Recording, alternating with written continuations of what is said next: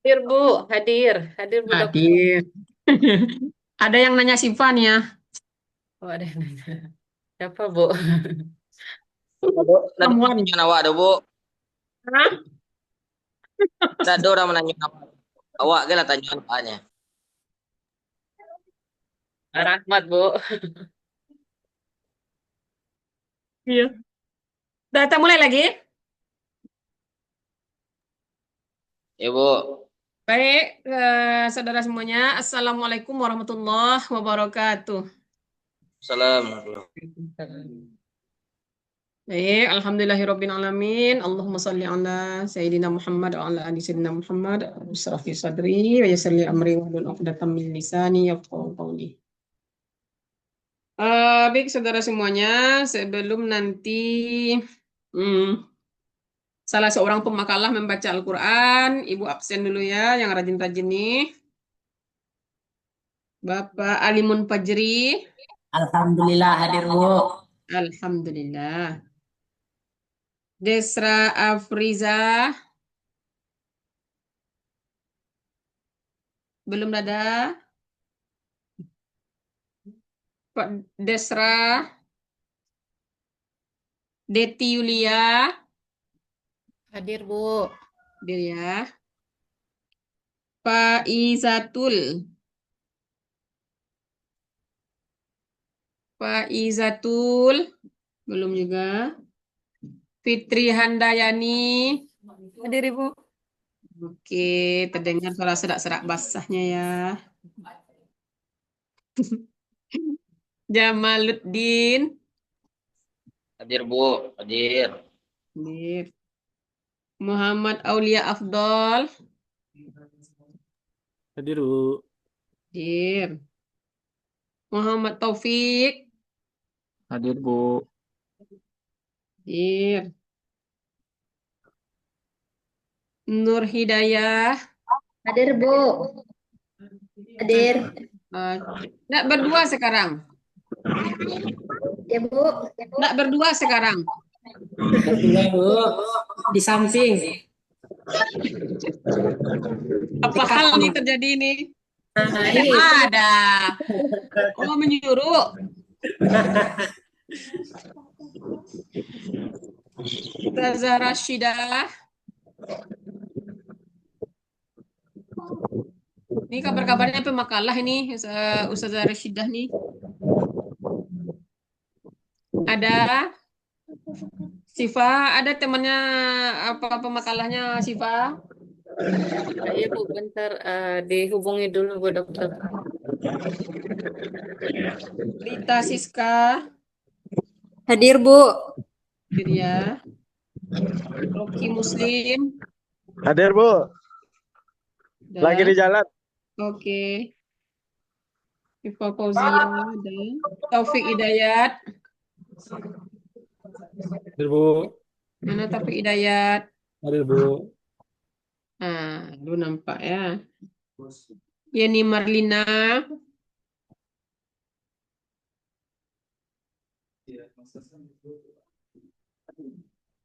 belum ada Yeni Marlina?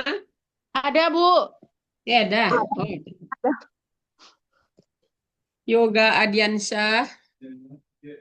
Maujud bu. Hadir. Hadir. Oke. Ya, Yoga ya. Fitri Wulandari.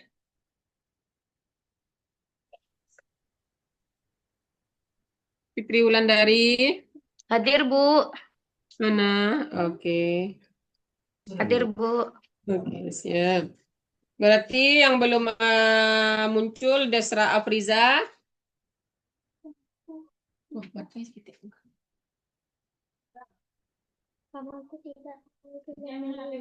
Desra belum ada. Pak Izatul belum. Ustazah Rashida. Biasanya Ustazah Rashida nih udah rajin sekali pagi dah. Pemakalah kelompok 8. Disilakan menjadi moderator.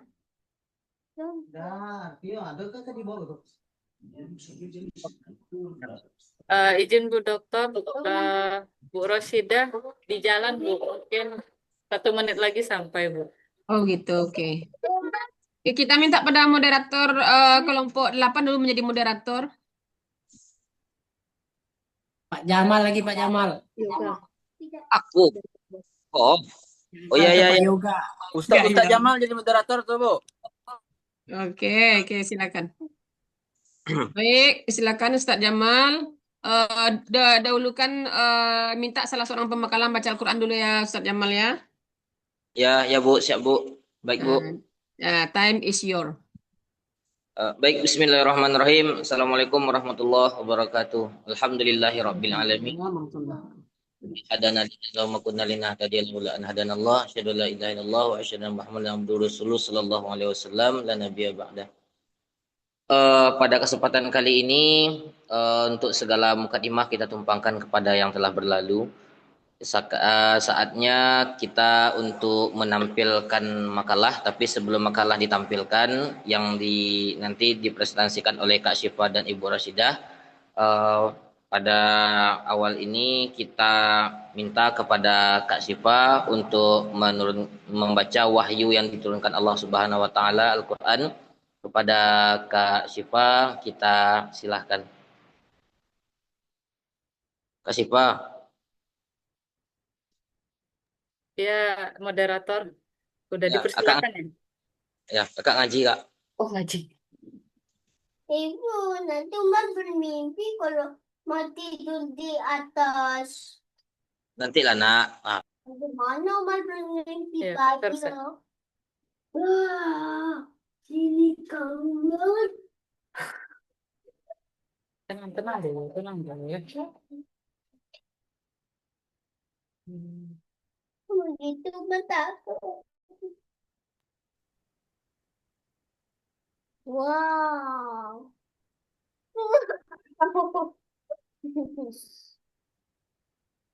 Wow. Baik, terima kasih moderator. Wow. A'udzu billahi minasyaitonir rajim. Bismillahirrahmanirrahim. Alif lam.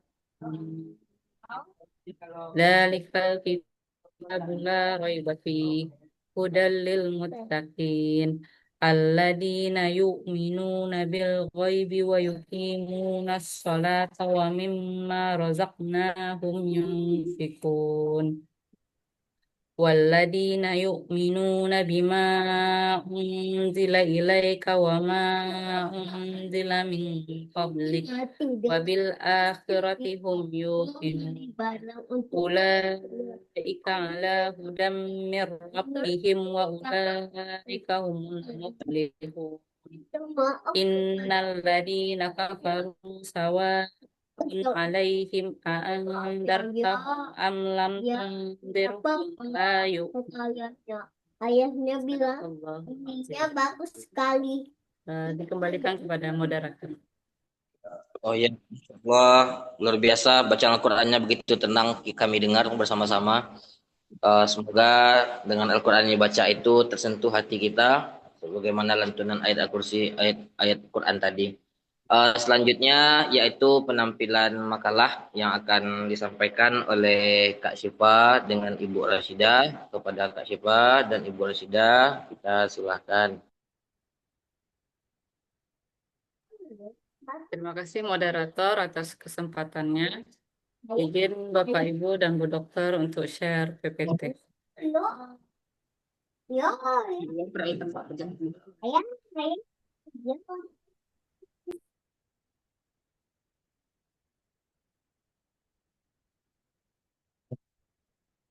Tenang, Mas.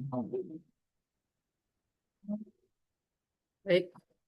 Assalamualaikum warahmatullahi wabarakatuh. Alhamdulillah, alamin. Segala puji bagi Allah Subhanahu wa taala yang telah memberikan kesempatan kepada kita semua untuk hadir pada perkuliahan hari ini. Selawat serta salam kita berikan kepada Nabi Muhammad SAW. Selanjutnya, Yang terhormat dosen pengampu yaitu yang hadir pada hari ini Bu Dr. Will Rahmi Izati MA. Dan yang kami hormati serta banggakan teman-teman semua, Bapak Ibu yang hadir pada kelas online ini. Baik, makalah ketujuh pada mata kuliah ini berjudul Analisis Kurikulum dan Pembelajaran PAI. Analisisnya kurikulum PAI di sekolah dan madrasah, kemudian model-model pembelajaran PAI. Kami terdiri dari dua pemakalah, yaitu rekan saya Bu Rosyidah dan saya sendiri Siva Fauziah. Latar belakang makalah kami yaitu suatu kurikulum pada dasarnya merupakan salah satu komponen yang sangat menentukan dalam sistem pendidikan karena dia menjadi pedoman pelaksanaan pengajaran pada semua jenis dan tingkat pendidikan. Dan dia juga menjadi salah satu alat untuk mencapai tujuan pendidikan. Mengingat posisi dan fungsi sangat penting kurikulum dalam proses pendidikan guna meraih tujuan pendidikan, maka proses penyusunan suatu kurikulum membutuhkan pemikiran secara mendalam dan kritis atau filosofis terkait bahan-bahan pendidikan, kegiatan, serta pengalaman-pengalaman yang relevan dengan tujuan pendidikan. Selain kurikulum, mode pembelajaran juga menjadi faktor penting dalam keberhasilan implementasi pendidikan agama Islam. Guru dituntut untuk menggunakan pendekatan dan strategis pembelajaran yang menarik, interaktif, dan sesuai dengan karakteristik peserta didik. Syahraini Tambak menekankan bahwa pembelajaran PAI harus berorientasi pada pembentukan karakter, bukan hanya pada penguasaan materi semata, agar peserta didik mampu menginternalisasi nilai-nilai Islam dalam perilaku nyata. Ini dia pagi. Poin utama yang kami bahas yaitu yang pertama kurikulum PAI di sekolah dan madrasah, yang kedua model-model pembelajaran PAI. Eh, Bu Rosida udah hadir belum ya? Sudah. Alhamdulillah sudah. Selanjutnya dijelaskan oleh rekan saya Bu Rosida. Pada Bu Rosida dipersilakan. Baik, Assalamualaikum warahmatullahi wabarakatuh. Waalaikumsalam. Lanjut Iya, saja ya. Kurikulum PAI ditetapkan di sekolah dan madrasah ya. Kurikulum Pendidikan Agama Islam atau PAI di sekolah dan madrasah berpedoman pada kurikulum nasional, yaitu kurikulum merdeka, atau penerapannya di sekolah umumnya hanya terdiri atas satu mata pelajaran PAI. Di sepanjang di setiap jenjang. Sedangkan di madrasah pelajaran PAI diterapkan lebih luas, yaitu mencakup 5 sampai 6 mata pelajaran di setiap jenjang pendidikan. Meskipun madrasah memiliki landasan kurikulum tersendiri dan diatur oleh Kementerian Agama atau Kemenak, penyelenggaraan tetap harus menyesuaikan dengan standar atau kebijakan Kementerian Pendidikan. Kurikulum PAI diterapkan dikelompokkan menjadi 5 pembahasan, yaitu landasan regulasi kurikulum, struktur mata pelajaran PAI berjenjang atau pendekatan pembelajaran dan profil proyek. Landasan regulasi kurikulum PAI, payung utamanya adalah Undang-Undang Sistem Pendidikan Nasional Nomor 20 tahun 2003 yang menekankan pendidikan yang berbasis pada nilai-nilai Pancasila, pembentukan karakter, dan pengembangan potensi peserta didik secara holistik. Landasan kurikulum PAI di sekolah berpedoman pada kurikulum merdeka yang diatur melalui Permendikbud nomor 12 tahun 2024 dan dilengkapi dengan Peraturan Menteri Pendidikan Dasar dan Menengah Republik Indonesia nomor 13 tahun 2005. Nah, landasan kurikulum PAI mengacu pada kurikulum merdeka. Kurikulum merdeka madrasah sebagaimana diatur dalam keputusan Menteri Agama nomor 450 tahun 2024.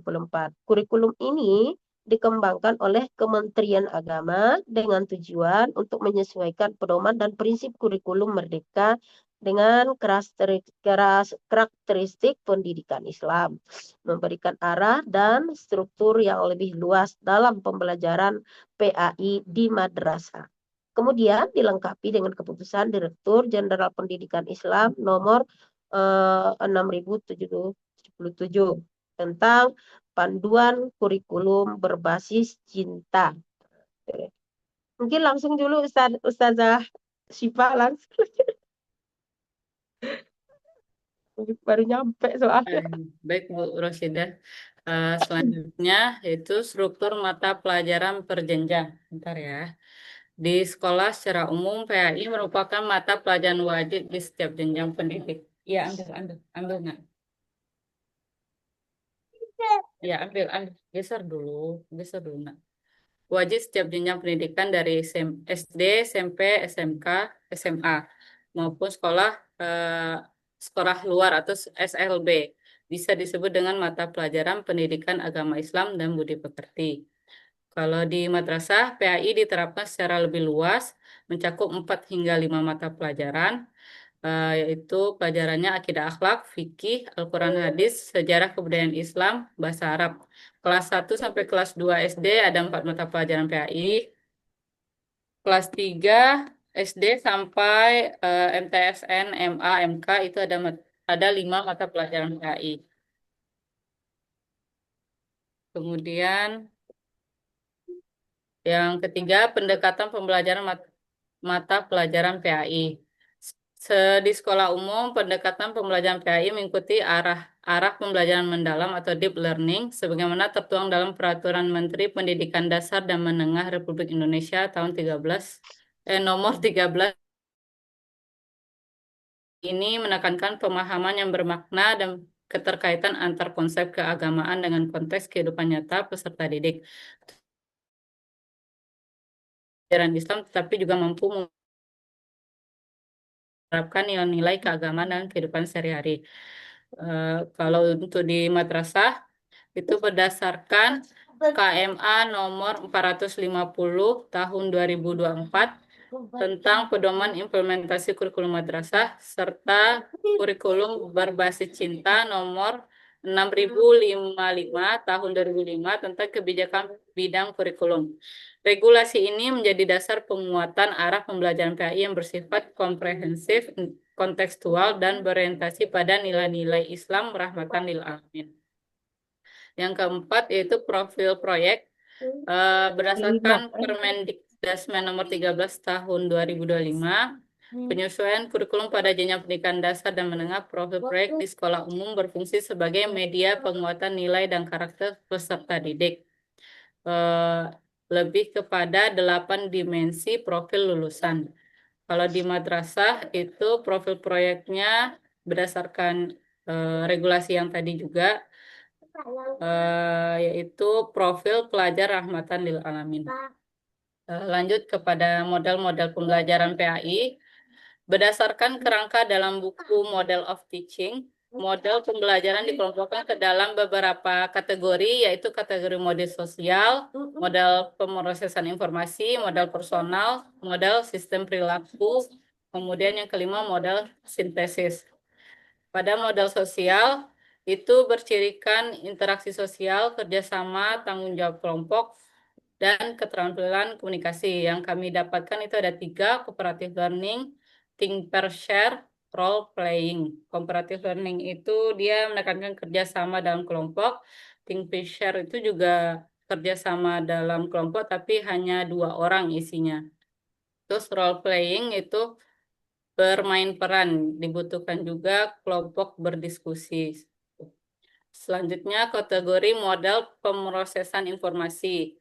Di sini menekankan proses berpikir ilmiah, penyelidikan, pemecahan masalah, penemuan konsep, dan refleksi hasil belajar.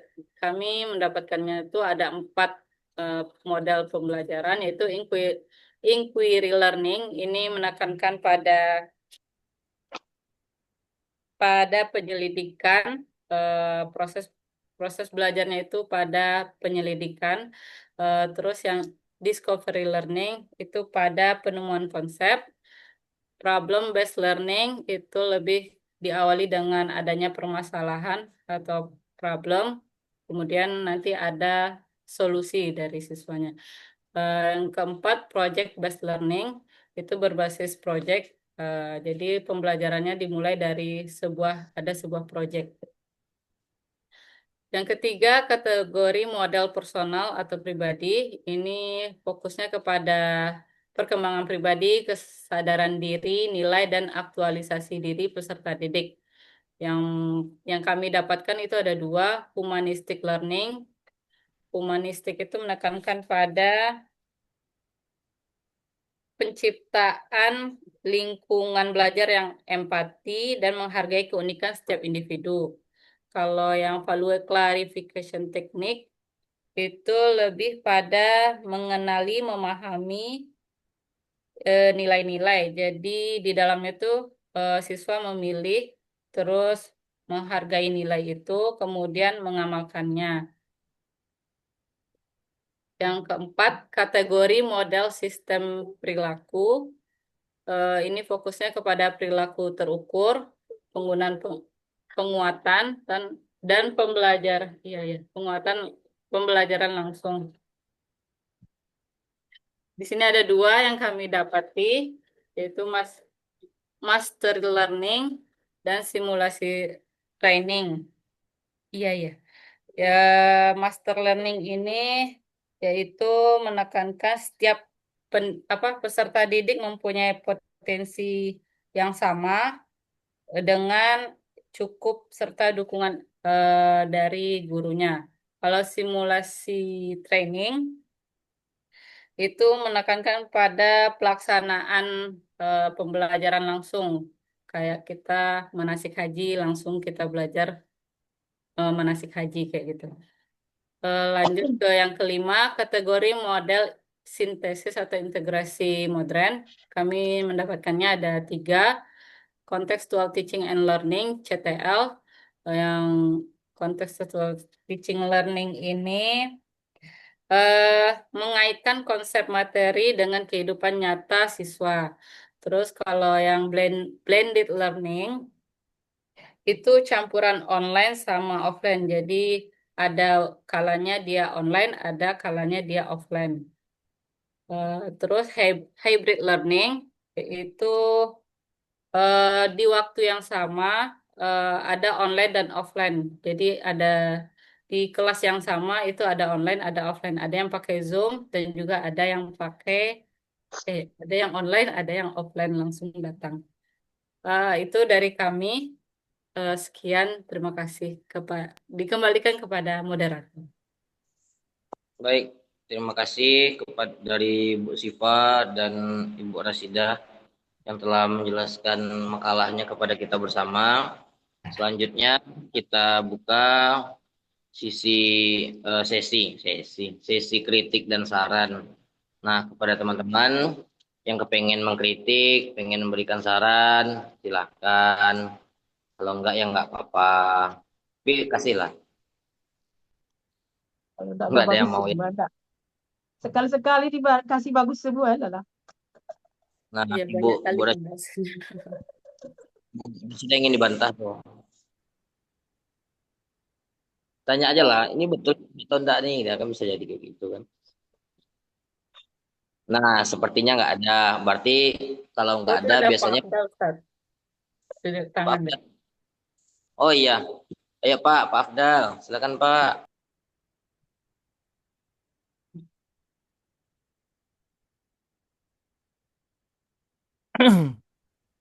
Oke.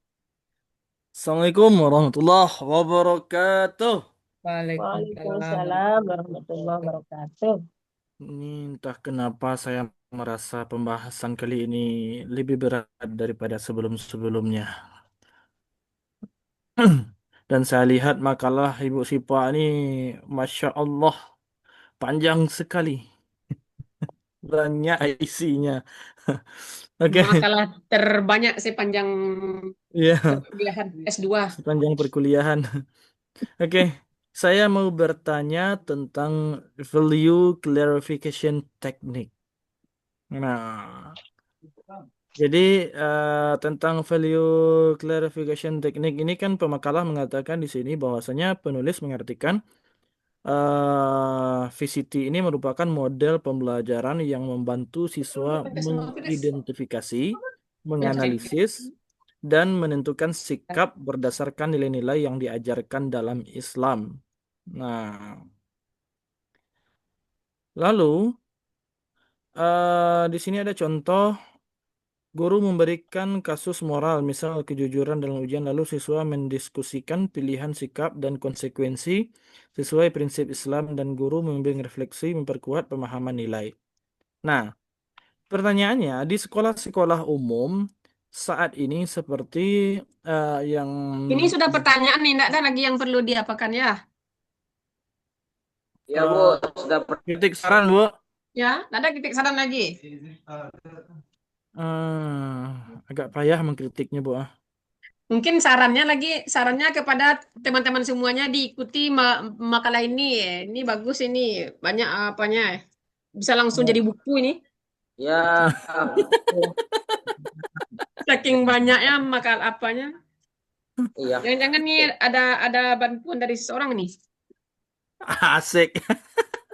Bantuan dari Bapak yang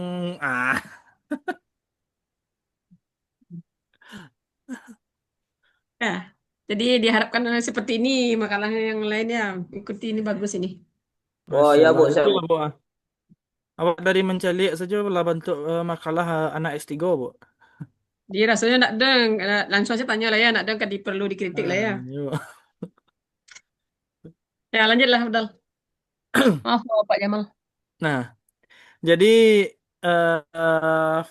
pertanyaannya yang pertama, value ini lebih condong kepada afektif kah Bu Sipa tentang perilaku, sifat, dan akhlak peserta didik atau bagaimana? Itu yang pertama. Yang kedua, pada value VCT ini, value clarification technique ini, artinya metode pembelajaran yang diajarkan kepada anak itu apakah bersumber penyontoh langsung dari guru? Nah, atau guru hanya menyampaikan saja, tapi lupa mencontohkan. Nah, soalnya ini banyak di sekolah umum anak dapati gitu kan. Nah, awak lapan nih meningkatkan value diri anak-anak berdasarkan karakter Islam gitu kan. Gurunya, alah mengalah itu kriteria deh. Contoh. Nah, kan banyak tuh contoh banyak tuh. Awak karena di situ tuh umum aja banyak, Bu. Jadi awak sih surang nah ustaz situnya kan. Ya Nah, Allah. ketika kita nasihati yang baik-baik gitu kan, gurunya malah menyentuh yang buruk malahan. Astagfirullah. Itu. Jangan sampai Bahkan lawak mohon maaf, terkontaminasi Ustadz. awak tagahnya berdua-duaan contoh kan. Heeh. Nah, gurunya malah nemen jodoh-jodohan. Astagfirullah. Berarti kan VCT ini di sekolah negeri artinya tidak ada gitu kan tibonya. Malah VCT syaitan yang ada di sekolah negeri kalau kita lihat. Mungkin terima kasih itu pertanyaannya Bu Sipa. Terima kasih kepada Pak Afdal yang telah memberikan pertanyaan kepada kedua pemakalah. Selanjutnya jika ada pertanyaan lagi, ya kepada Pak Taufik dan Pak Alimun Fajri. Kepada Pak Taufik dahulu kita silahkan. Silakan Pak Alimun dulu ya, Rasyan duluan. Silakan Pak Oh Alimun. iya, ya Pak Alimun. Ya Pak. Oke, terima kasih Bapak-Bapak. Baik, Assalamualaikum warahmatullahi wabarakatuh. Mohon izin Bu Dokter dan pemakalah. Dalam makalah yang dipaparkan tadi, setidaknya saya ada menemukan 2 jenis kurikulum yang dibacakan di sana dengan KMA masing-masingnya. Ada di sana kurikulum Merdeka dengan deep learning-nya. Juga ada kurikulum berbasis cinta dari Kementerian Agama. Yang ingin saya dapatkan informasi di sini, menurut pemakalah, apa sih maksud, ciri-ciri, dan kelebihan masing-masing kurikulum ini.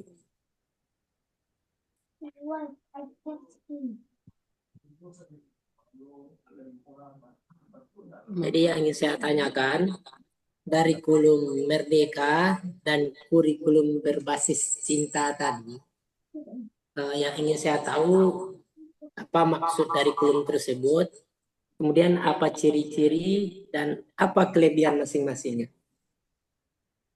Barangkali itu yang bisa saya tanyakan. Atas jawabannya terima kasih. Assalamualaikum warahmatullahi wabarakatuh. Assalamualaikum warahmatullahi wabarakatuh. Ya, terima kasih kepada Pak Alimun yang telah memberikan pertanyaan kepada kedua pemakalah. Selanjutnya pada Pak Taufik, kepada Pak Taufik Hidayat kita silakan. Terima kasih Pak Moderator. Ya, Ya, lanjut Bu. ya lanjut. Ya. Kepada pemakalah ya, yang perlu ditanyakan, tadi kita melihat bahwasanya ada 5 kalau nggak salah ya, model pembelajaran yang bisa diterapkan. Yang pertama itu kategori mental sosial. Yang kedua dan ketiga nanti sampai ke 5, susah jadinya karena panjang sekali ke bawah. Yang saya tanyakan adalah untuk eh, sekolah luar biasa ini, model mana yang seharusnya kita pakai, itu yang pertama. Yang kedua, apakah pembelajaran PAI sangat diwajibkankah untuk pembelajaran di sekolah luar biasa? Terima kasih, makalah itu saja. Assalamualaikum warahmatullahi wabarakatuh.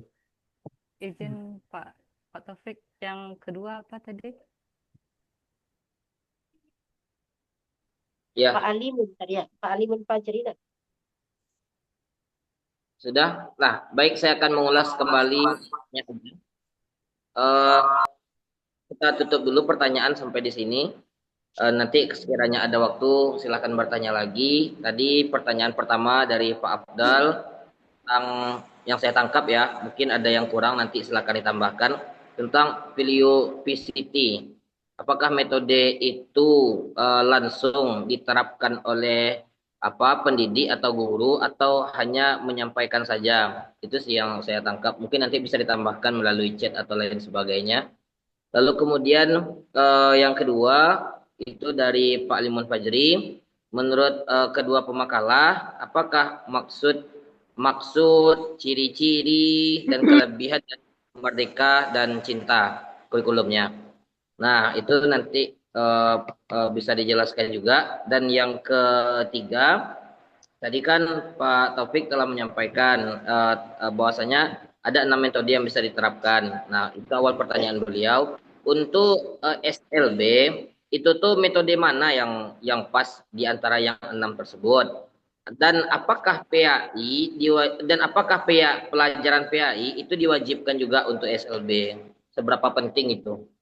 Itu pemakalah.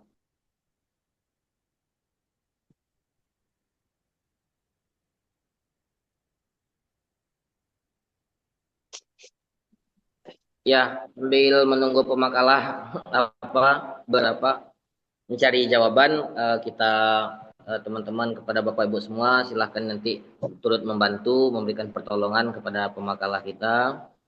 Mudah-mudahan nanti bisa mendapatkan jawaban yang maksimal pada pembelajaran ini.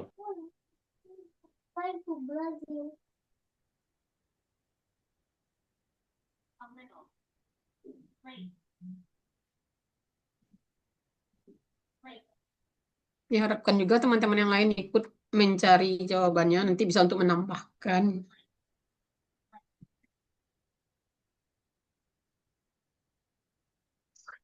Baik, mungkin Bu Syifa silakan. Kedua. Terus aja dulu Bu, yang mana bisa dijawab Bu. Iya. Tadi baik, mungkin saya menanggapi pertanyaan Ustadz Abdul tadi. Sebenarnya kalau Ustadz Abdul tadi bertanya, sebenarnya beliau sudah jawab juga nampaknya. Iya kan? Intinya ya, beliau sudah menjawab dengan pertanyaan beliau tuh. Artinya kalau misalnya di sekolah kan seperti yang tadi, guru itu adalah memberikan bukan sekedar mengajarkan memberikan materi kepada anak didiknya, tetapi itu harus menjadikan mencontohkan seperti tadi kita belajar guru itu adalah uswah bagi anak didiknya. Nah, ketika anak didik ini misalnya mencontoh guru itu kan lebih pendidikan itu lebih mengena kepada hati anak-anak kita. Nah, namun kadang seperti tadi lingkungan itu sendiri di antara guru-guru itu tidak sama gitu. Tidak sama tujuan pendidikan tujuannya itu tidak sama dalam realitanya. Walaupun mungkin dalam mendidik itu tujuan kita adalah menjadikan anak ini soleh dan soleha, tetapi realita pada guru tidak semuanya sama.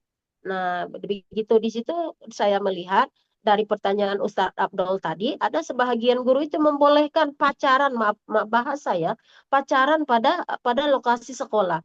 Nah, padahal itu sebenarnya kan tidak diperbolehkan dalam hal itu sudah merusak daripada pendidikan itu sendiri, kan begitu.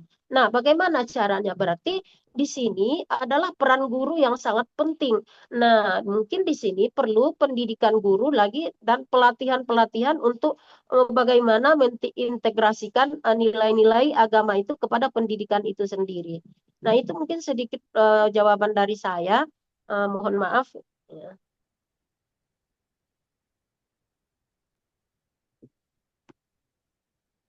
Mungkin Ustazah Syifa nambahkan. Oh ya. Dari saya terkait dengan model pembelajaran value clarification teknik ya. Ya. Kalau di sini dijelasin pendekatan ini membantu peserta didik mengenali, memahami, dan menginternalisasi nilai-nilai moral secara sadar. Jadi proses pembelajarannya itu memang salah satunya itu dengan cara guru itu menanyakan dengan menanyakan contohnya tadi yang kayak di dalam makalah ini tentang nilai kejujuran. Jadi bentar. Jadi diberi kasus moral misalnya tentang kejujuran di dalam ujian.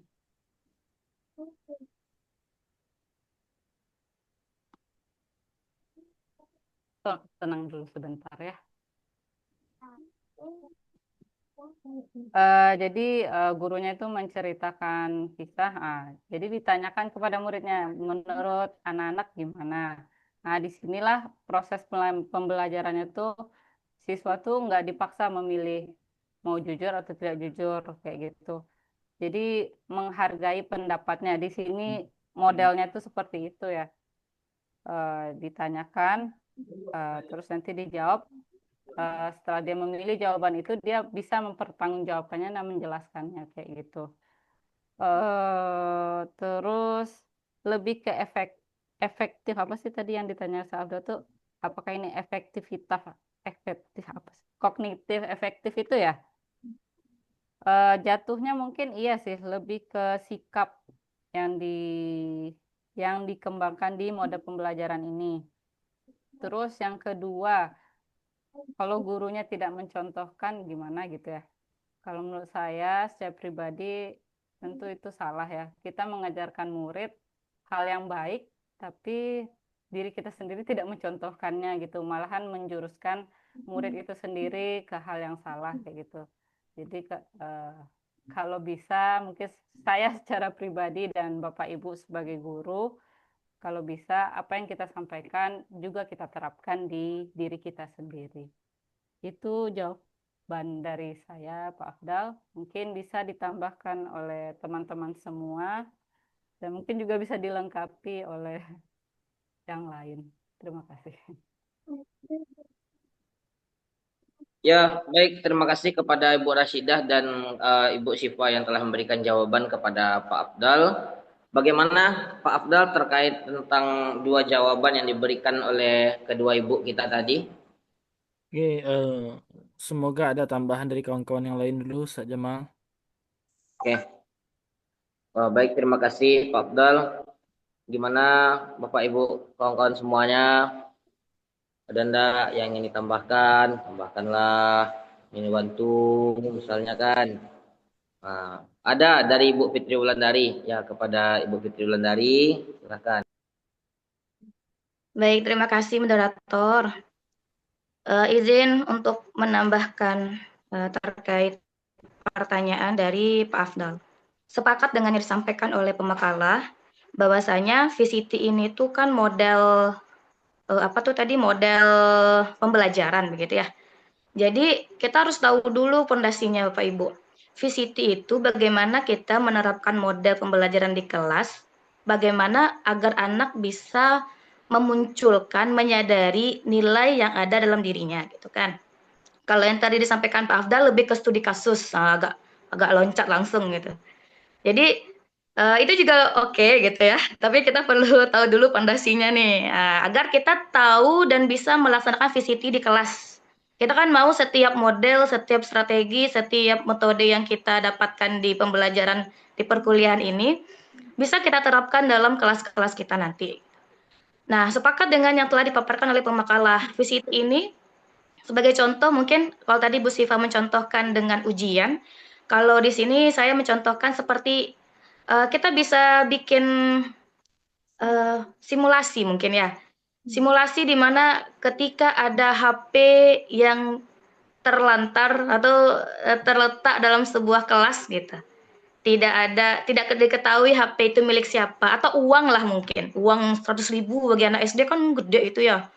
Nah, apa yang akan mereka lakukan? Nah, maka tadi kan ada tingkatannya ya, ada bagian-bagiannya itu, ada memilih, ada choosing, ada pricing, ada di makalah tuh nampak.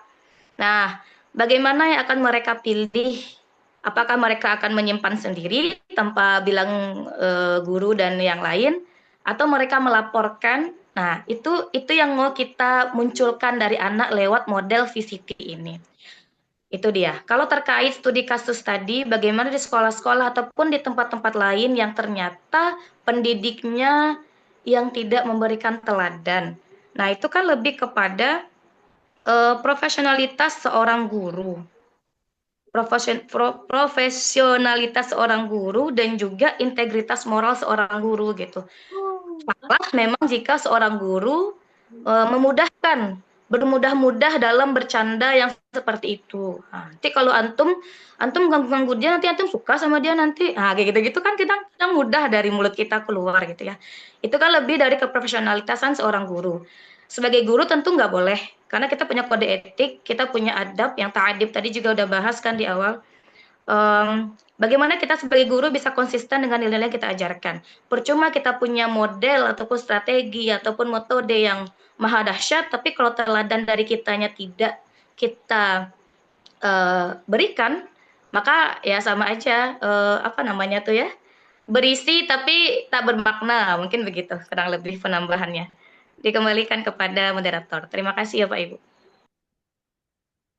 Baik, terima kasih kepada Ibu Fitri Wulandari yang telah menambahkan jawaban untuk Bapak Abdal. Gimana Pak Abdal? Udah enakan?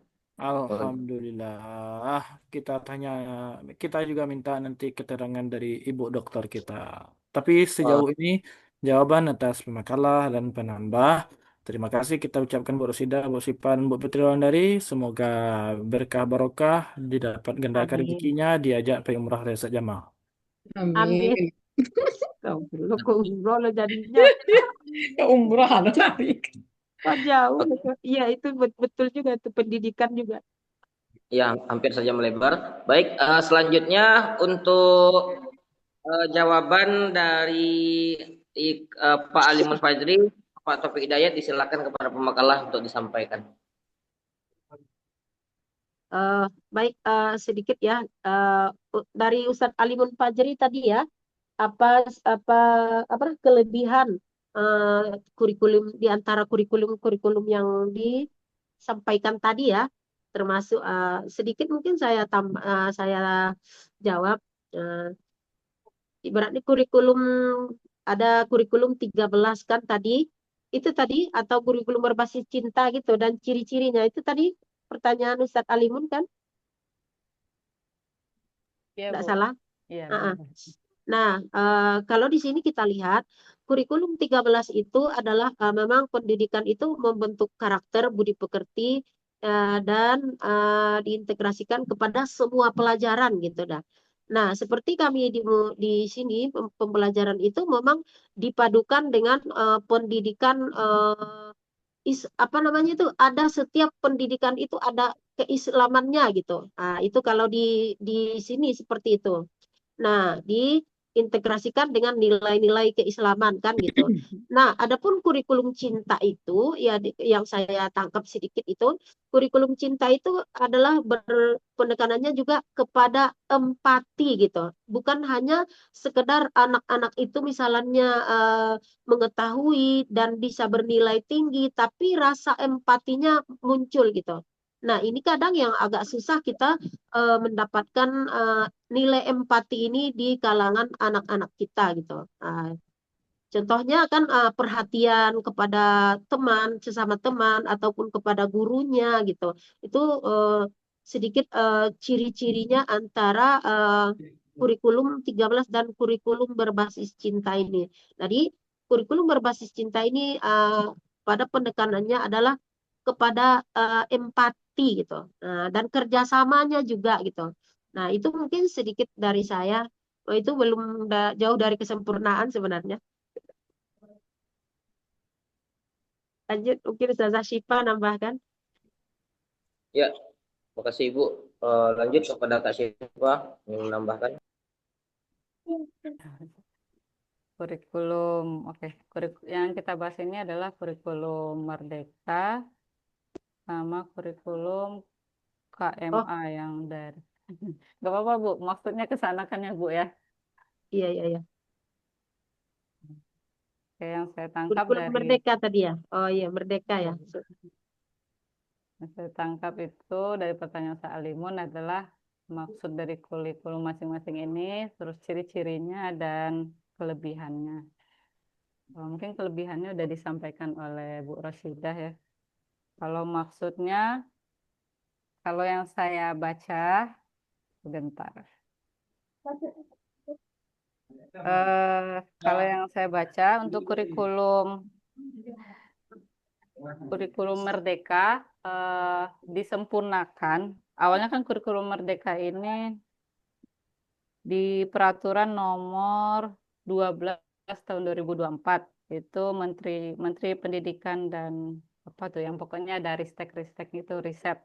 Nah, kemudian di masa sekarang dipecah kementerian itu menjadi untuk yang sekolah itu Menteri Pendidikan Dasar dan Menengah. Jadi khusus di PAUD, TK, SD, SMA, SMP, SMK. Nah, dia mengeluarkan peraturan nomor 13 tahun 2025.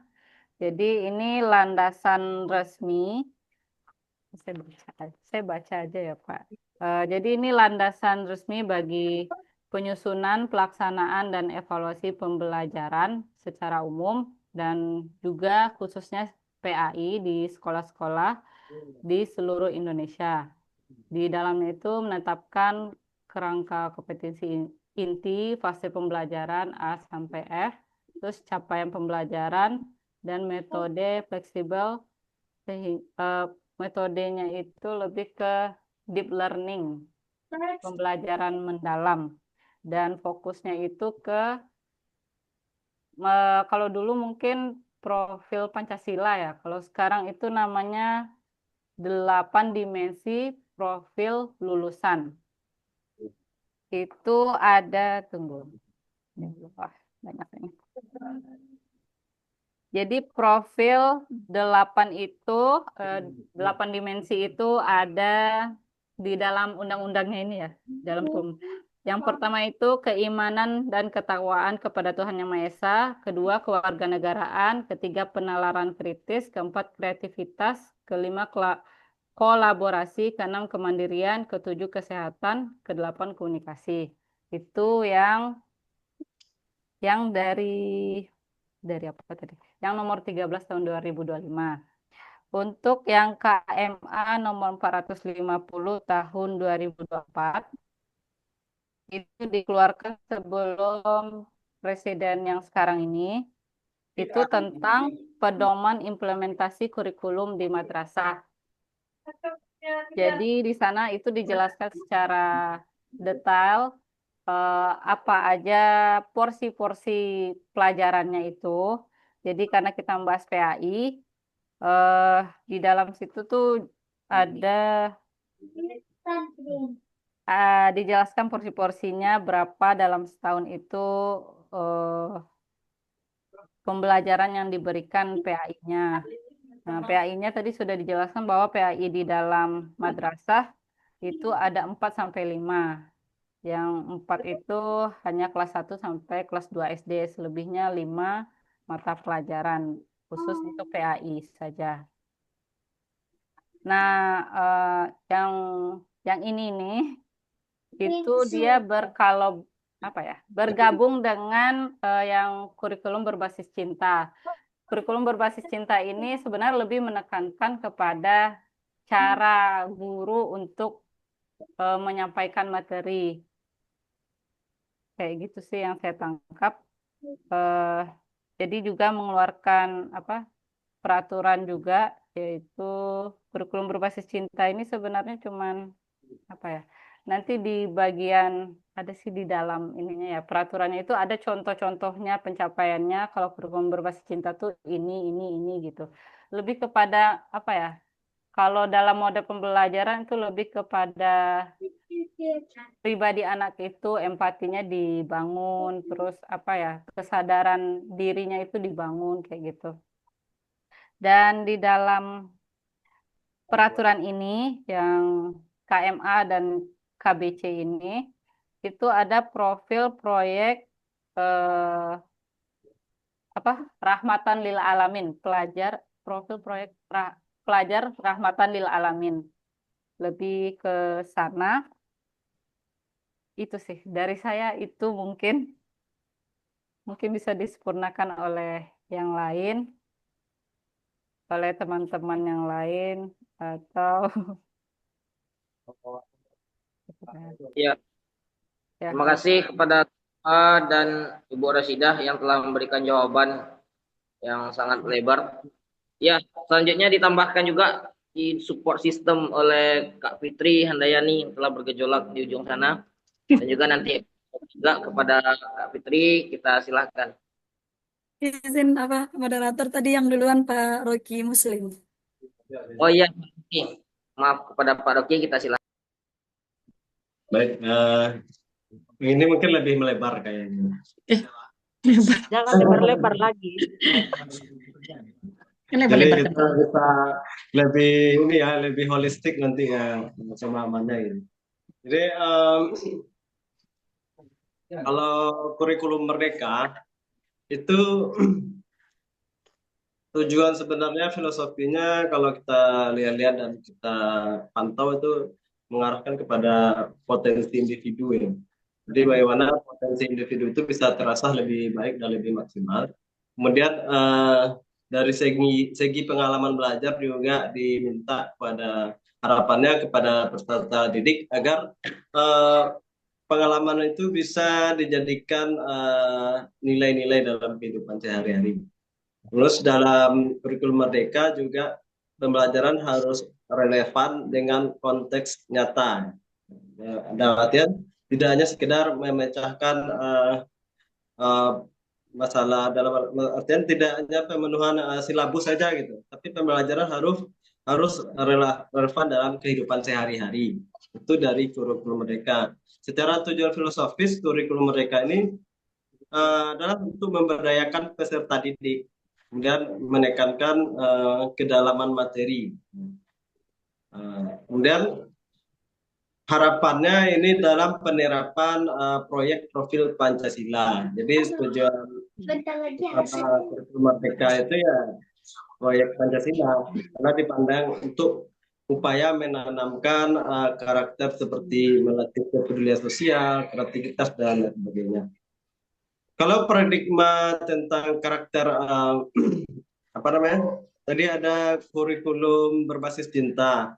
Kalau kurikulum berbasis cinta itu paradigmanya menekankan pengembangan karakter secara menyeluruh seperti emosi, sosial, dan spiritualnya juga masuk di situ gitu. Jadi paradigma yang menekankan pengembangan karakter itu yang berbasis cinta.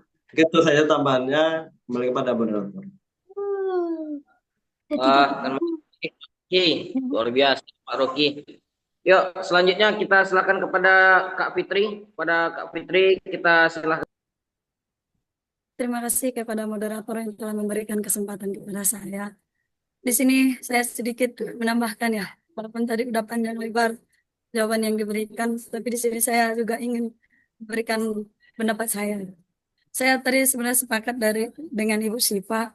Kalau yang saya juga awalnya saya dengar kurikulum cinta, saya kira pertamanya bertukar lagi dari kurikulum merdeka, bertukar dari kurikulum cinta. Ternyata kemarin kami ada sosialisasi di sini, bukan kurikulum eh, ber- bukan berganti kurikulum kita, cuma kurikulum itu eh, yang sekarang kita pakai tetap kurikulum merdeka. Kalau kurikulum berbasis cinta ini bukan berbentuk kurikulum dia, tapi seperti yang tadi Ibu Sipa bilang, cara kita atau strategi guru dalam em, apa namanya itu, dalam mengajar di kelas menerapkan kurikulum merdeka itu harus berbasis cinta gitu.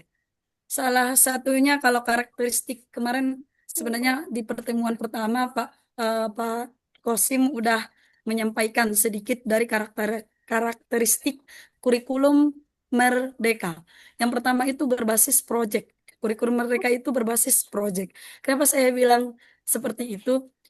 Bukti nyatanya dalam penerapan kurikulum merdeka di sini, khususnya di MAN 1 ini ya, setelah adanya kurikulum merdeka, kami itu ada namanya P5RA, Profil Project Pancasila, yaitu di mana di sini tujuannya profil Project Pancasila ini supaya anak-anak siswa-siswa di sini mengenal budaya lokalnya. Salah satunya tujuannya seperti itu.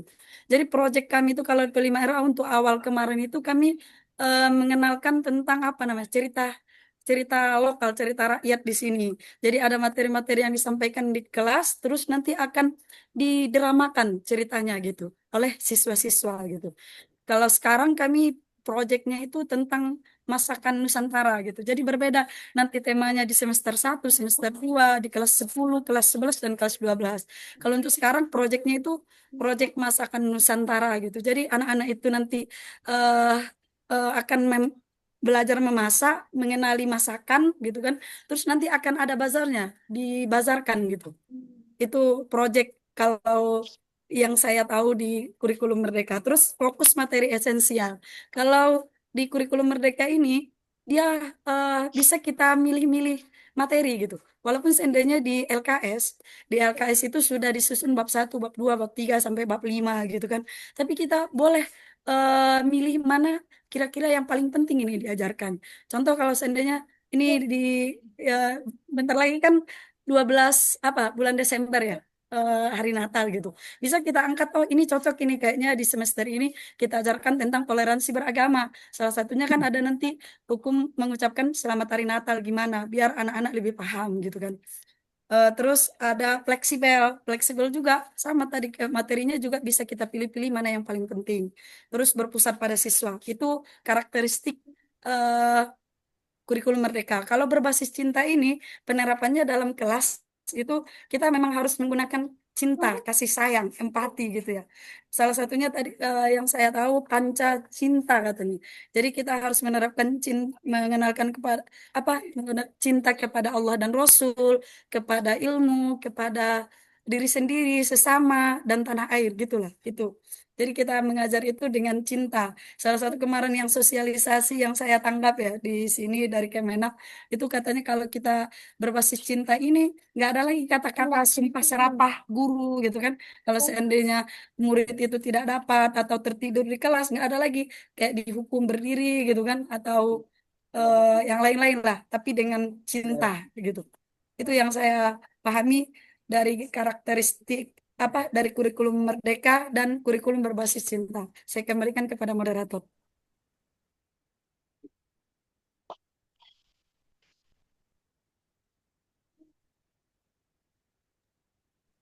Sudah selesai. Terima kasih Bu Bu Fitri Handayani dan Pak Ruki. Mana Pak ini ya? Oh, enggak. Mungkin terpental kayaknya ya. Iya. Kabur moderator. Kayaknya lah nyampe di Madinah dah. Mungkin. Oke, terima kasih atas penambahan jawabannya. Mungkin kita lanjut aja ya Bu Rosidah ya. Ya. Pertanyaan ketiga Bu Rosidah aja dulu, enggak Bu? Apa tadi pertanyaan ketiga dari Ustadz Taufik Hidayat ya. Apa tadi? Udah lupa saya tadi. Tentang SLB Bu. Oh, SLB. SLB PAI sekolah luar pentingkah biasa di ya. SLB? Oh. Baik. Mungkin saya jawab sedikit walaupun nanti maaf ya karena ini bukan orang pendidikan, memang agak simpel-simpel jawabannya. Baik, Ustadz Taufik tadi sebagai berapa penting atau pentingkah diajarkan pendidikan apa tadi di PAI. SLB ini?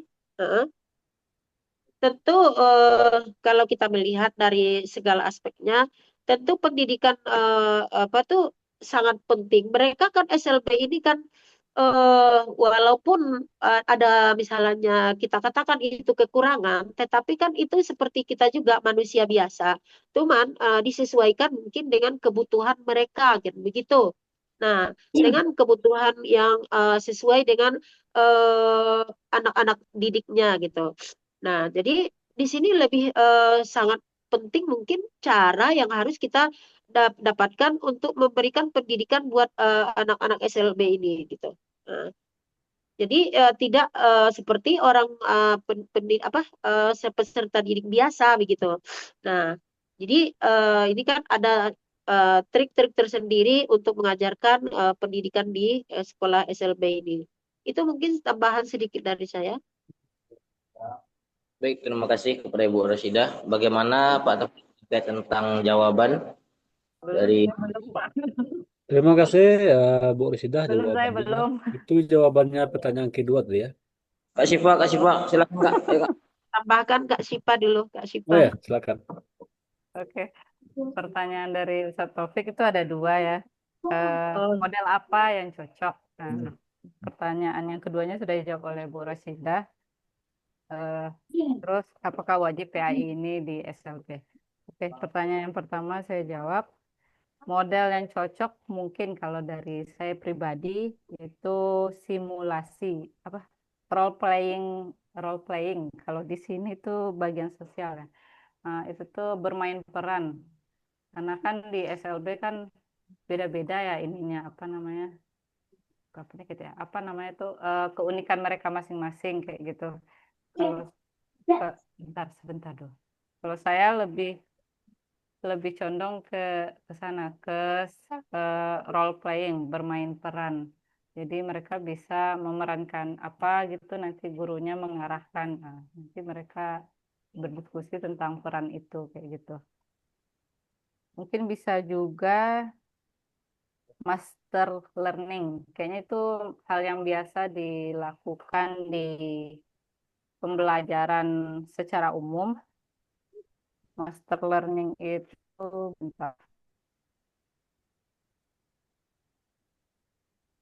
Master learning itu lebih ke peserta didik memiliki potensi untuk mencapai penguasaan penuh materi dengan diberi waktu yang cukup serta dukungan instruksi yang tepat kayak gitu. Di master learning ini jadi guru menjelaskan secara totalitas, terus ketika ada murid yang tidak paham dibantu kayak gitu. Sesuai dengan kutipan Al-Ghazali, ilmu itu diperoleh sedikit demi sedikit sebagaimana air yang menetes hingga memenuhi bejana. Jadi karena di SLB itu masing-masing murid memiliki keunikannya, jadi memang dibutuhkan guru yang sabar. Jadi memang menyampaikan ilmunya itu sedikit demi sedikit. Nah, terus itu sih dua model pembelajaran yang menurut saya cocok. Kayak gitu. Terus lanjut ke pertanyaan kedua. Apakah PAI itu wajib juga di SLB? Kalau menurut peraturan yang yang nomor 13 tadi, nomor 13 tahun 2025, itu SLB tetap wajib juga. Tetap wajib juga ada PAI-nya. Kalau di peraturan itu dibilang pelajarannya itu pendidikan agama Islam dan budi pekerti. Jadi SLB ini lebih di Kementerian Pendidikan Dasar dan Menengah yang membahasnya. Kalau untuk di madrasah belum ada pembahasan ke arah sana, tapi rata-rata SLB memang lebih ke yang umum kayak gitu. Dan di sana dibahas juga berapa dalam setahun itu berapa menit mereka mendapatkan pelajaran PAI ini dari tingkat SD, SMP, SMA sampai MAK juga dibahas di dalam peraturan itu kayak gitu. Cuma untuk tindakannya di lapangan saya belum terlalu tahu sih. Itu sih jawabannya dari saya. Mungkin nanti akan dilengkapi oleh Ibu Doktor ahli kurikulum STEPI kita, Iya, Bu Dr. betul. Luwi Rahmi Izati. Mungkin nanti akan dilengkapi oleh beliau. Oke, terima kasih. Kembali kepada moderator. Baik, terima kasih kepada Bu Sifa, Bu Rasida. Bagaimana Pak Ustadz Taufik? Tambah lagi? Silakan ditambahkan, sedikit ini ada Bu Prihandayani. ada sedikit Ustadz moderator sedikit Ya. saya tambahkan. Mungkin kalau di SLB pendidikan pendidikan di SLB ini dia harus guru yang kreatif seperti tadi, bisa dengan bahasa isyarat.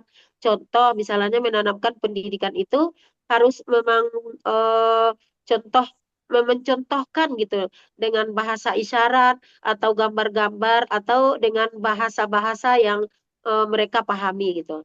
Nah, kalau di pendidikan umum kita tidak memakai hal seperti itu. Makanya guru di SLB ini memang harus bisa berbahasa isyarat gitu. Nah, contoh itu sebagian yang saya tambahan sedikit gitu. Masya Allah. Terima kasih Ibu. Ya, kepada Kak Fitri, Kak Fitri Handayani, hilang tangannya. Oh ya udah, Pak Alimun Fajri. Ya, kepada Pak Alimun kita silahkan. Baik, terima kasih moderator yang telah berikan kesempatan. Saya coba berbagi pengalaman tentang apa yang ditanyakan oleh Pak Taufik Hidayat. Yang pertama, metode mana yang baik, model mana yang baik ya. Sebetulnya semua model itu baik. Semua model itu baik.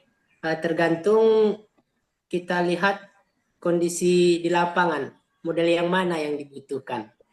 Dan inilah yang susah guru mencarinya. Inilah yang susahnya guru mencarinya.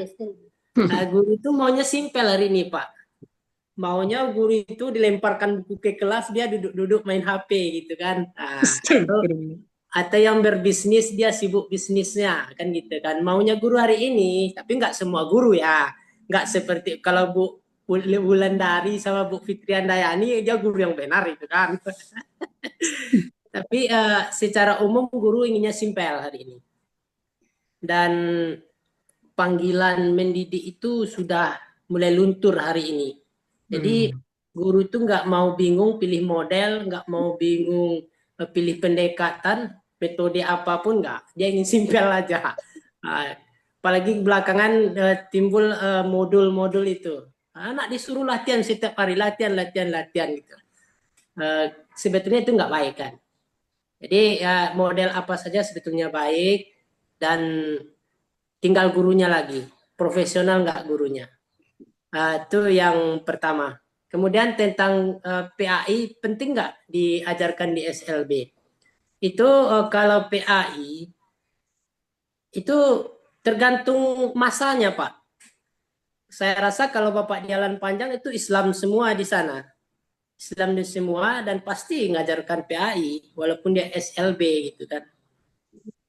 Kemudian Kalau di Pasbar itu orang Kristen nggak asing lagi di sini, Pak. Nggak asing, mudah kita temukan. Dan mereka belajar agama Kristen.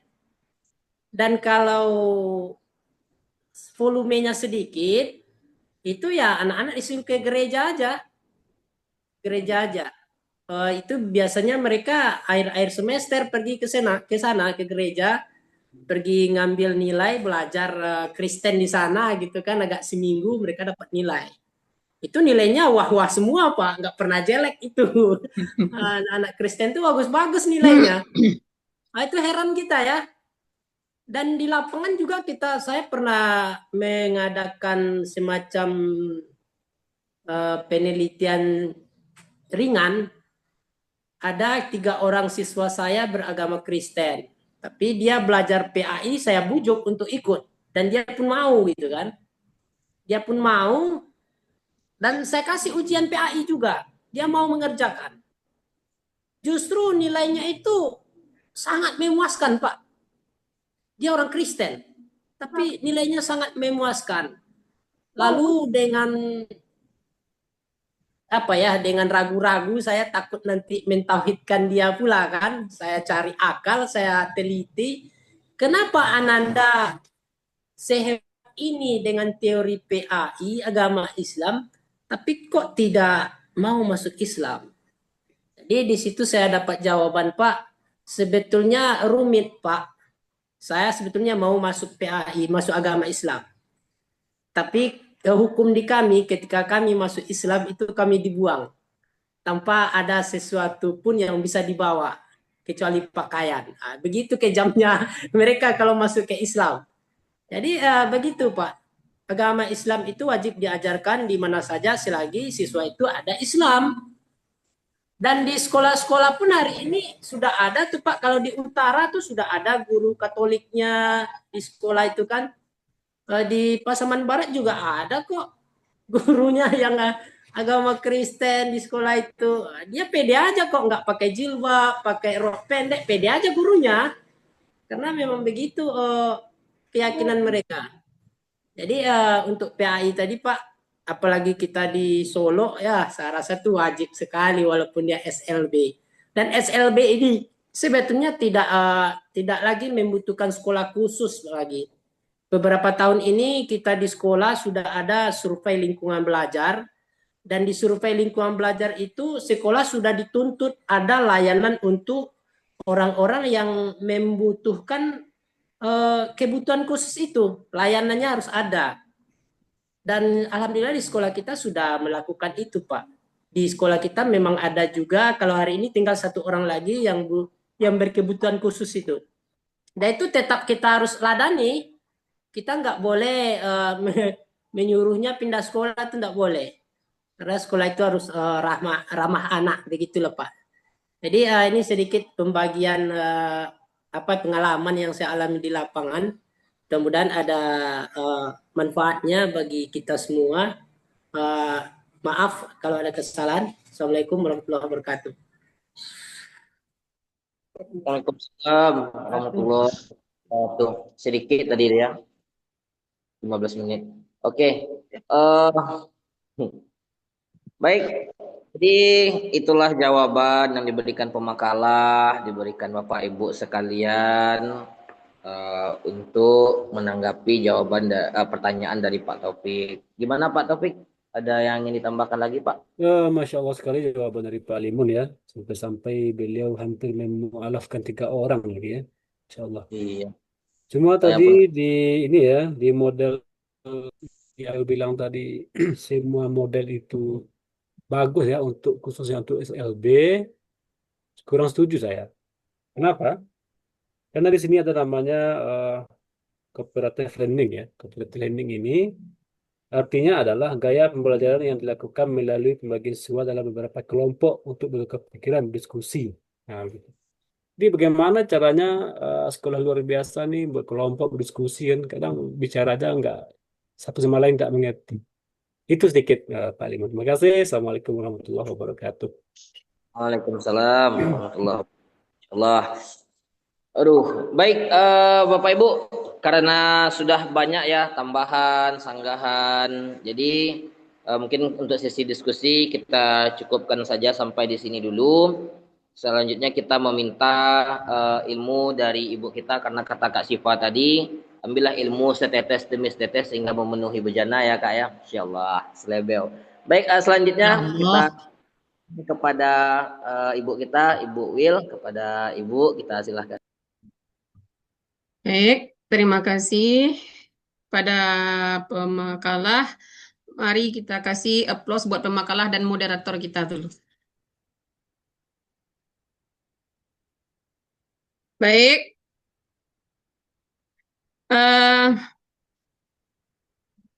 Bapak Ibu, saudara semuanya, masih ada yang ingat materi kita sebelum ini?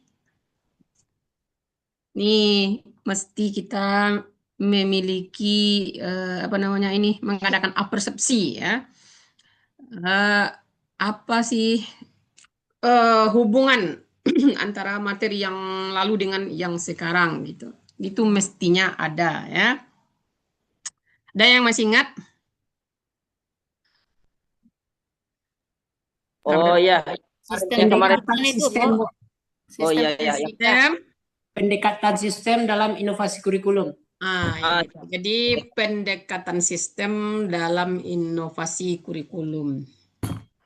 Bahwasannya kita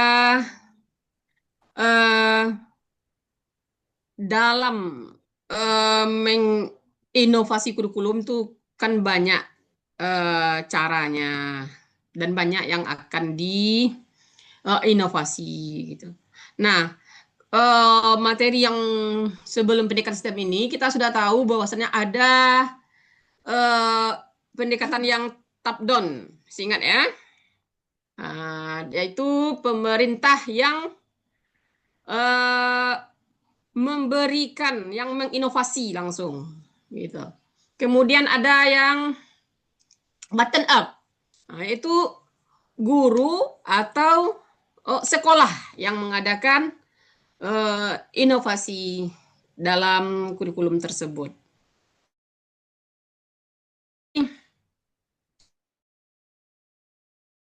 Itu tentang sistem. Nah, bagaimana pula sistem? Kita tahu bahwasannya yang dinamakan sistem itu merupakan sistem apa itu sistem? Gabungan beberapa komponen yang saling berhubungan. Gabungan beberapa komponen yang saling berhubungan untuk mencapai tujuan tertentu. Untuk mencapai tujuan tertentu. Nah, itu dia. Kalau kita ingat ke review ke awal lagi bahwasannya komponen sistem dari pendidikan itu ada pendidik, peserta didik, kurikulum, tujuan pendidikan yang pertama, tujuan pendidikan, pendidik, peserta didik, kurikulum, dan lingkungan. Nah, di mana letaknya evaluasi? Nah, itulah terletak dia di kurikulum tadi. Jadi, kurikulum memiliki komponen lagi. Apa komponen sistem dari kurikulum itu? Ada tujuan, materi, isi, metode, evaluasi. Nah, pendekatan inilah yang kemarin kita pelajari bahwasannya pendekatan sistem. Sistem yang 4 inilah yang kita pakai. Bagaimana tujuannya, inovasi di tujuannya, kemudian inovasi dari isi, kemudian metode, dan evaluasinya. Nah, itu saling berkaitan, dia sistemik. Nah, masuk kita, saudara semuanya, kepada pembelajaran kita atau materi kita yang terbaru tentang apa? Analisis kurikulum. Udah, Bu. Udah ya? Lah, Bu. Analisis kurikulum pembelajaran PAI di sekolah dan madrasah. Adapun pembahasannya, yang pertama tentang bagaimana kurikulum PAI di sekolah dan madrasah Kemudian bagaimana model-model pembelajaran PAI tersebut. Kita tahu Bapak Ibu semuanya bahwasannya PAI sudah tidak diragukan lagi, merupakan sesuatu yang urgent ya dalam membentuk karakter peserta didik yang beriman dan bertakwa, juga berakhlak mulia ya. Kemudian kalau di Indonesia tidak hanya diajarkan di madrasah yang berada di bawah naungan Kemenak, tapi juga ada di bawah Kementerian Pendidikan Riset dan Teknologi, Kemendikbudristek ya. Yang memiliki tujuan yang sama, yaitu kurikulumnya bagaimana pelaksanaan kurikulum di madrasah dan sekolah, yang menunjukkan perbedaan dalam orientasi, struktur, serta pendekatan. Mari kita lihat.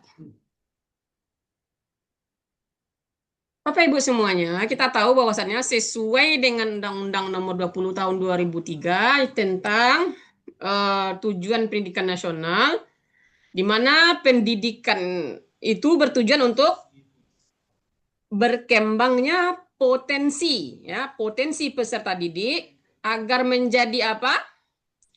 Menjadi manusia yang beriman dan bertakwa kepada Tuhan yang Maha Esa, yang berakhlak mulia, sehat. Jangan sampai sehat berilmu cakap tanggung jawab ini. Sampai berakhlak mulia ini saja, kalau sudah tujuannya tercapai, insya Allah yang ke bawahnya ini tercapai semuanya. Bapak, Ibu, Saudara semuanya sepakat enggak? Bu, ya Bu, sepakat Bu, sepakat Bu. Sepakat ya? Bu. Kenapa? Karena dengan modal iman dan takwa serta akhlak mulia saja, pasti orang yang berakhlak mulia dia akan rajin ya kan? Akan cakap, kreatif, mandiri. Dan dipastikan itu. Iya, Bu. Nggak akan malas-malasan dia orang bertakwa itu. Ya, itu untuk membentuk itu. Itu dia, Bapak Ibu semuanya.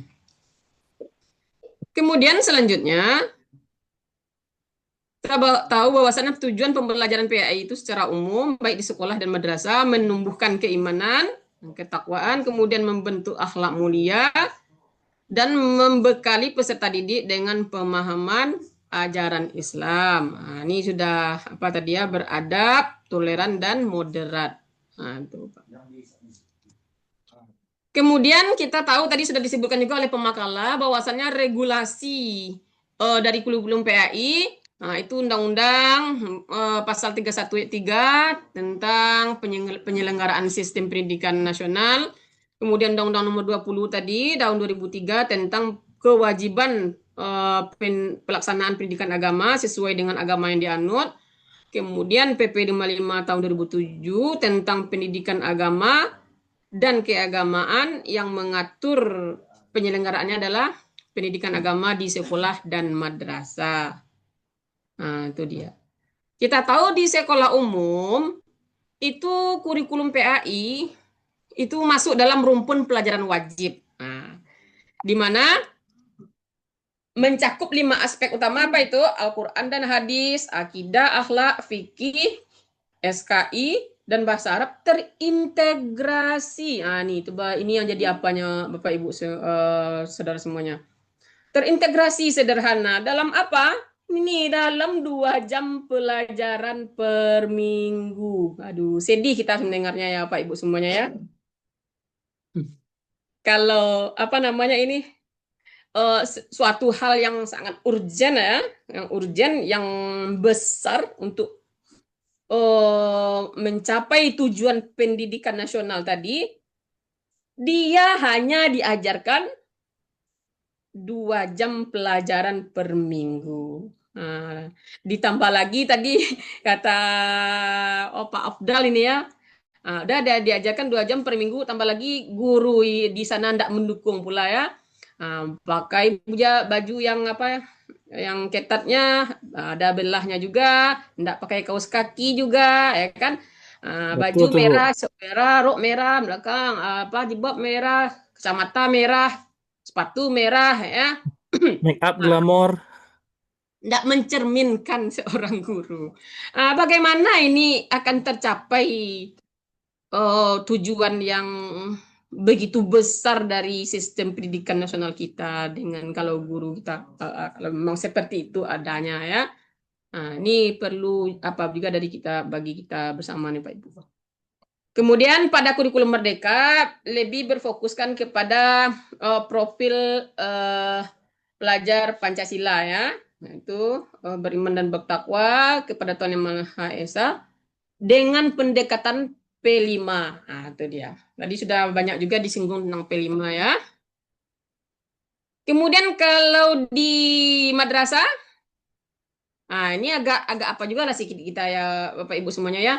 Kurikulum di madrasah ini mencakup mata pelajaran Al-Quran, Al-Quran hadis, akidah akhlak, fikih, SKI, bahasa Arab, masing-masing dia berdiri sebagai mata pelajaran yang terpisah. Nah, alhamdulillah ada apanya ya Pak Ibu ya. Di mana dia mendapat porsi yang lebih besar yaitu 6 sampai 8 jam per minggu tergantung pada jenjangnya MI, MTS, MA-nya itu akan diatur secara apa di belakang. Kemudian di sini dia menggabungkan kurikulum umum dan kurikulum keagamaan. Jadi tidak hanya keagamaan ini saja, jadi umum kita dipelajari juga, agama kita dipelajari juga. Jadi rasa-rasanya bagaimana ini ya? Umum banyak agama juga. Jadi banyak orang yang mengatakan bahwasan kalau di anak kita masukkan ke madrasah, sekamari tangguang Bu katanya. Tangguang agamanya, tangguang pula ilmu ininya katanya kan. Jadi setidaknya kita masukkan anak-anak keponakan kita ke madrasah itu sudah memberikan porsi besar terhadap sudah terhadap banyak sedikitnya pembelajaran PAI itu sendiri. Baik, Pak Ibu semuanya, masuk kita selanjutnya kemana letak perbedaannya? Nah, itu dia. Kalau penekanan pada materi, madrasah lebih kepada aspek teologis dan hukum Islam, sedangkan umum dia menekankan pada moral dan moderasi beragama. Nah, itu dia. Sedangkan struktur ini sudah diapakan oleh pemakalah tadi, struktur mata pelajaran PAI sudah ya berdasarkan KMA nomor 450 sudah diterangkan dengan jelas tadi. Kita lihat secara sedikit. Kalau di madrasah itu Al-Quran dan hadis, ini dia ya nilai-nilai Al-Quran dan hadis. Kalau akidah, rukun iman, rukun Islam udah. Kemudian fikih dan muamalah, akhlak ya. Itu sudah alhamdulillah sudah ini banyak dalam di madrasah. Kalau di di sekolah dia hanya dalam 2 jam pelajaran itu saja. Nah, itu. Kalau di madrasah itu dipecah-pecah. Nah, sudah ya Pak Ibu semuanya ya. Kemudian ini tentang ini juga sudah diapakan oleh pemakalah bagaimana kalau di Dikdasmen itu tentang pendekatan pembelajaran di madrasah itu pakai tentang deep learning ya dan kurikulum berbasis cinta. Ini sudah juga ya, alhamdulillah ini sudah banyak tadi yang menginikan. Kemudian masuk kita ke model lagi Bapak Ibu semuanya. Ini yang akan Ibu apakan sedikit. Ini banyak tadi yang ya. Kita lihat ini Bapak Ibu semuanya. Relevansi penggunaan model atau metode. Ya. Gimana nih cocok nak PAI di apa di SL di ini apa yang cocok modelnya. Tidak hanya di SLB saja Pak Ibu semuanya. Ya. Dimanapun kita mengajar, kita mesti memperhatikan relevansi penggunaan metode dan media.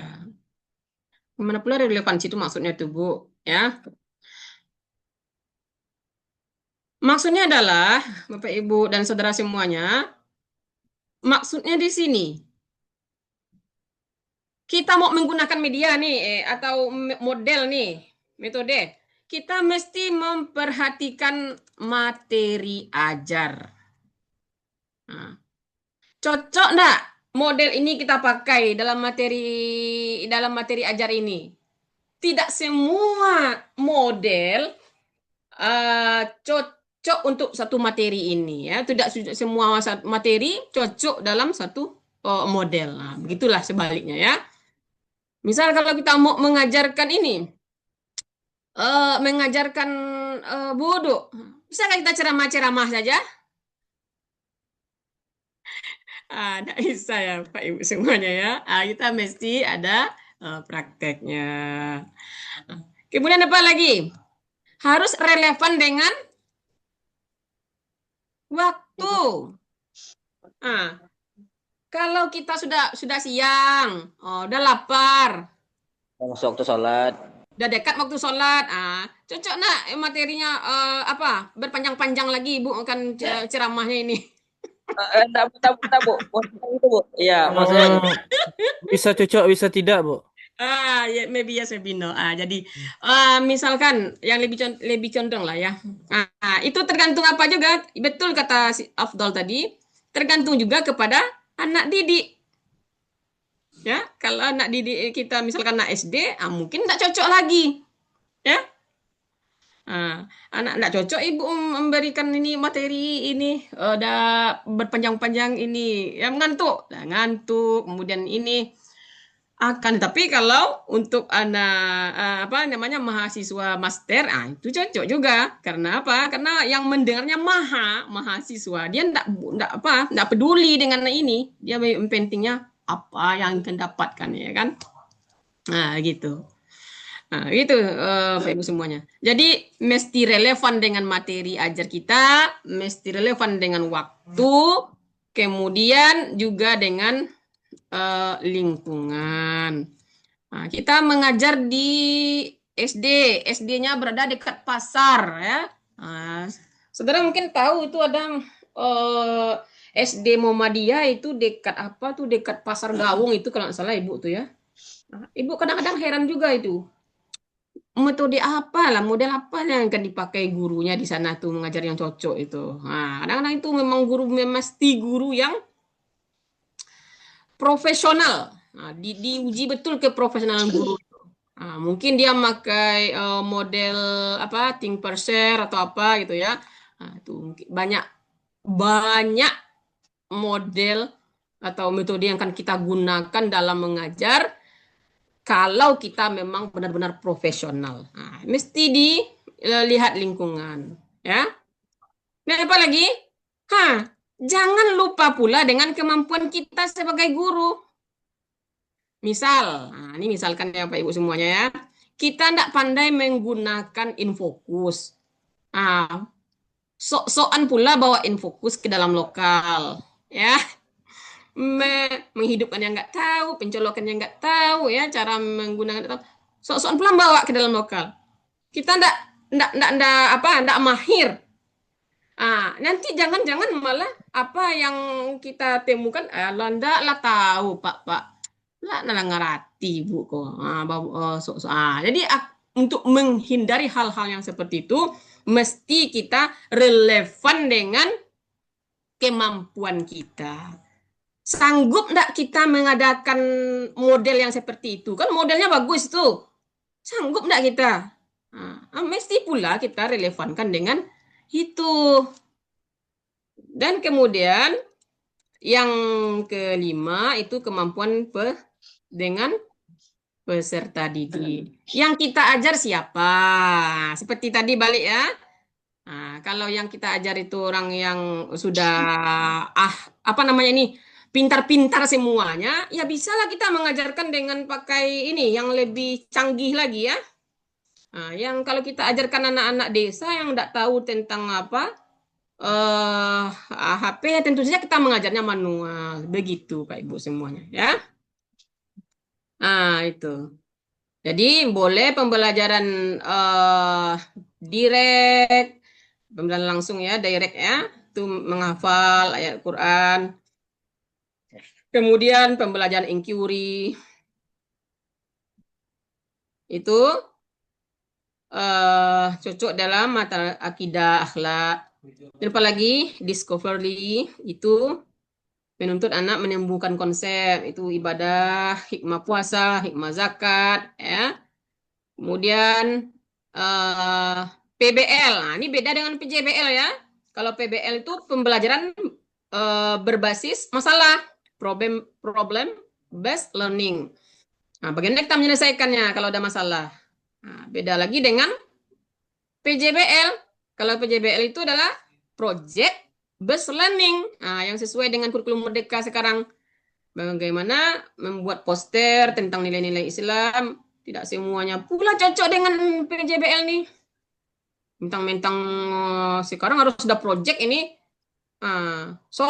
Sholat pun di project-project kan. Jadi kalau enggak cocok dengan materi kita, jangan dipakai pula. Ya. Jadi mesti cocok dengan materi apa yang akan kita ajarkan. Kemudian pembelajaran kooperatif yaitu tentang kerjasama dan seperti diskusi ya. Kemudian pembelajaran konteks teaching dan learning itu menyambungkan materi satu dengan realita kehidupan. Ada materi tentang kejujuran itu kita praktekkan gitu ya. Nah, kemudian pembelajaran berbasis nilai. Ini yang ditanyakan oleh siapa tadi ya? Tentang value ini. Jadi menekankan nilai-nilai terhadap apa saja dalam kehidupan kita. Itu lebih utamanya ya. Dan apa lagi? Model pembelajaran humanistik. Nah, itu jangan lupa kita bahwasannya yang kita ajar itu adalah manusia. Jangan lari dari nilai-nilai kemanusiaan. Ya. Kemudian pembelajaran blended learning. Nah, ini sudah diapakan oleh makalah tadi. Ada yang online kita nih, ada yang daring, ada yang offline. Nah, itu blended learning tuh ya. Pembelajaran diferensial. Berbeda antara yang siswa ini dengan siswa ini berbeda yang akan kita berikan menurut kemampuan mereka masing-masing.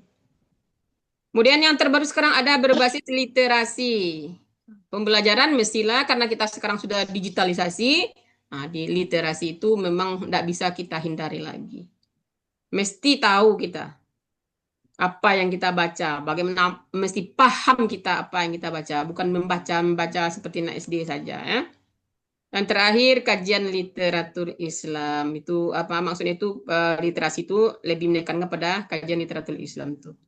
Nah, jadi Bapak Ibu saudara semuanya mungkin demikian apanya pemaparan dari Ibu. Silahkanlah kalau ada yang bertanya disilahkan. Ya, Bapak Ibu semua, teman-teman, itulah pemaparan dari Ibu. Jika ada yang ditanyakan, silahkan ditanyakan. Mumpung waktu kita masih ada nih, baru jam 12.13.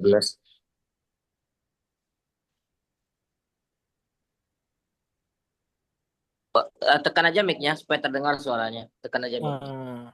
Ya. Oh, ya. Tumben lampu nggak mati, Bu. Astagfirullahaladzim. Aduh, Abdul. Ya, alhamdulillah. Abdul. Kalau hari Sabtu ini sebenarnya mahasiswa banyak yang libur. Tapi entah kenapa kemarin tuh suka mati lampu. Ada sesuatu yang ini. Ya. Itu pertanyaan pertama dari Pak Abdul. Enggak. Ya, berikut jika lain selanjutnya Ibu udah makan apa belum? Oh lah. Kalau enggak ada pertanyaan boleh Ibu agak sedikit cepat keluar sekarang saudara semuanya. Soalnya ini Ibu mau pergi ke Sungai Bange, ada acara sebentar. Oke, Bu. Enggak apa-apa, Bu. Oh alah, aduh nggak sempat bertanya lagi ya. Ya Bu, gimana lagi Agak ya. Bu? Bener-bener lah Jamal. Lah Bu. Tuh. Ya baik kepada Bu, iya ada pertanyaan sedikit ntar. Iya. ya ya Masalah tugas, Bu. Hmm. Itu kan kemarin tuh Pak Kasim kan lagi tugas yang untuk ambil artikel itu kan Pak bagi jadi 5 kelompok kan, Bu. Hmm. Nah, itu kan kelompoknya lah dibagi di itu, Bu, di grup udah kirim tuh, Bu. Terus ntar, Bu, dibuka, Bu. Hanya Ya. kurikulum. Nah, ini. Ini Bu, ada 5 kelompok, di antaranya ada 2 yang 4 orang, selebihnya 3-3. Itu tugas kita dalam 2 minggu kok apa, Bu? Kemarin Mencari tapi sampai apa tuh dibuat kata Pak Kosim nak sampai eh Minggu depan Pak Kosim masuk itu. iya besok minggu depan minggu sesuatu lagi kayaknya. Tuh berarti minggu besok tuh lah Masih. ada judul sama itu sama pendahuluan tuh, Bu. Jadi ketika Bapak Kosim masuk nanti sudah selesai judul sama pendahuluan itu nanti ya. Tapi nya Eh, pakai template kata Pak tuh, Bu. belum lagi, tapi kan kalau apa namanya kalau kita mau pakai template itu kan nanti kita sesuaikan dengan kemana kita mau masukkan jurnal mana mau kita masukkan. Oh gitu. Nah, Oh berarti dibuat saja dulu sesuai arahan Pak Kosim itu, tapi belum pakai template lagi. Besok kalau pakai template itu setelah kita bertemu dengan Pak Kosim lagi, baru kita mungkin bisa kita sesuaikan dengan template jurnal mana yang akan kita masuk apa kan. oh gitu lah. Ya, Bu. Nah, buat aja dulu judul pendahuluan ya sampai apa? Belum metode belum masuk ya? Oh iya, sampai metode petang tuh disuruh Pak, Bu. Sampai metode. Berarti Ya. buatnya sampai metode dulu. Nanti setelah selesai sampai conclusion nanti baru nanti mungkin kita mencari jurnal mana yang akan kita masukin gitu. Sesuaikan dengan template yang ada di jurnal tuh. Oh Bu, metode yang kita masuk kok metode kualitatif kuantitatif tuh, Bu. Metode ya antara yang dua tuh. Oh Itu itu. sesuai dengan judul kita. Oh iya iya iya. Kalau kita kuanti, kalau hitungan angka tuh kuanti. Kalau kita mau penerapan atau deskripsi saja, deskripsi saja tuh kualitatif gitu. Berarti lah 3 tesis waktu untuk semester 1 Bu. Mantap. Lah 3 disuruh ambil tesis, Bu. Allahu Akbar. Ya siang. Encik lah apa, Bu, pemikiran apa, Bu? Ilmu pendidikan Islam, Bu. Sama Ya. Pak Safro dia Pak Zalnur. Masya Encik lah Allah. metode penelitian. Allahu Akbar. Semakin banyak kan apa tuh tugas tuh semakin menyala kan apa tuh kan cara kerja otak kan begitu. Ya semakin banyak hubungannya kan semakin menyala kan. Semakin cerdas kan. Semakin tagak rambutmu deh, Bu. Allahu Akbar. Makin oleng Ibu, makin oleng. Berkelek. Oke. Oke. Pak Bung Rocky, kita satu kelompok itu Bung Rocky ketua. Ketua saya adalah ya. Allahu Akbar. Anak betul nih Bung Rocky nih. Ya, maksudnya gini, kita cari jasa sama. Iyalah. Ya, Ketua pokoknya di bidang yang didahulukan selangkah yang ditinggikan sarantiang ya orang yang di Padang gitu. Masya Allah. Itu ya Bung Rocky juga baliknya dia ya. Iya. ya, kau pindah kampung mah ya. Oke, terima kasih banyak, Bu. Ya baik, dah boleh nih Ibu keluar nih. Dah Bu, dah boleh. Baik saudara semuanya, Ibu mohon maaf jika ada salah, kebenarannya milik Allah, wallahu a'lam bishawab. Tafarakul majlis. Subhanallah